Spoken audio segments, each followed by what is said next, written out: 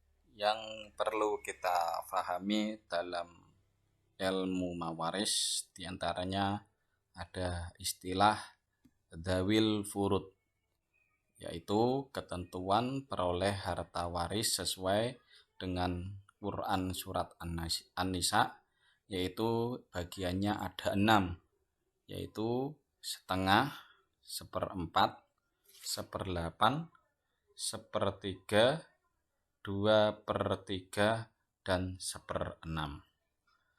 Kemudian ada istilah asobah, yaitu sisa perolehan harta waris bagi ahli waris yang tidak tertentu. Asobah terbagi menjadi 3, yaitu asobah binafsihi, yaitu dengan sendirinya dapat sisa harta waris semua ahli waris laki-laki. Jadi asobah binafsihi ini adalah tertuju pada semua ahli waris laki-laki kecuali suami, saudara laki-laki seibu, dan mu'tik yang memerdekakan budak. Kemudian ada istilah asobah bighairihi, yaitu dapat sisa karena ditarik oleh asobah bighairihi. Ya. Kemudian ada asobah ma'a ghairihi, dapat asobah karena berbarengan dengan ahli waris tertentu dari golongan dzawil furud.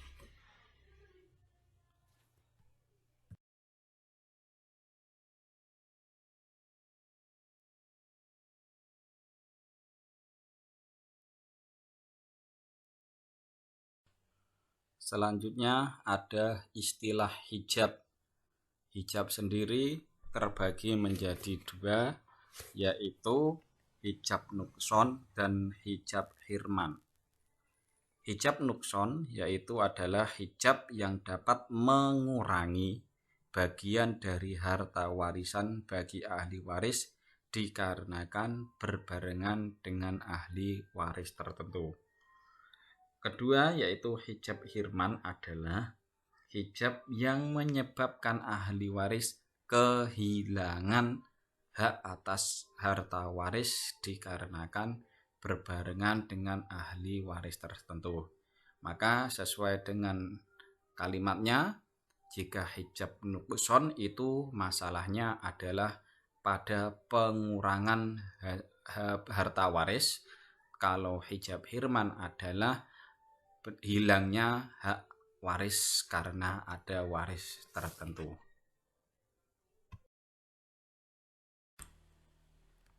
Berikut ini tabel ahli waris dan bagian waris. Ya, pada kolom atas kita bisa perhatikan ada sebab atau hubungan, siapa saja ahli waris, syaratnya, kemudian perolehan harta waris. Ya, sebab hubungan karena perkawinan yang masih terikat status ada dua. Maka ketika istri atau menjadi janda, bila tidak ada anak atau cucu mendapat bagian 1/4. Bila ada anak atau cucu mendapatkan 1/8. Kemudian suami atau duda, bila tidak ada anak atau cucu mendapatkan 1/2, bila ada anak atau cucu mendapatkan 1/4.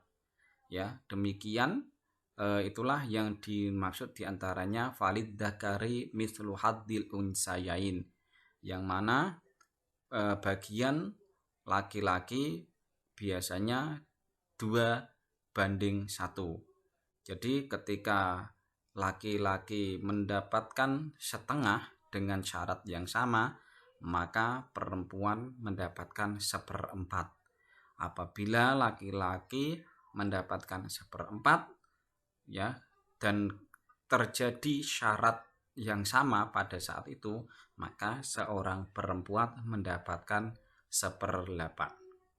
Nah, pada tabel bawahnya yang poin B, karena nasab atau hubungan darah, ya, kita bisa lihat di situ anak perempuan, anak laki-laki, ayah kandung, ibu kandung, saudara laki-laki atau perempuan seibu, saudara perempuan kandung atau seayah, saudara laki-laki kandung atau seayah, cucu atau keponakan anak saudara. Kita bisa lihat di situ dengan tabel yang sudah ada yang mendapatkan asobah, ada yang mendapatkan 1/3, 1/6, 1/3, 1/6 dengan syarat ketentuan yang sudah saya sajikan pada tabel ini. Demikian pembahasan materi pada pertemuan kali ini. Sekiranya kurang lebihnya, kalaupun ada khilaf dari saya pribadi, mohon maaf sebesar-besarnya. Wal afwu minkum wallahu a'lam bishawab. Walhamdulillahi rabbil alamin. Wassalamualaikum warahmatullahi wabarakatuh.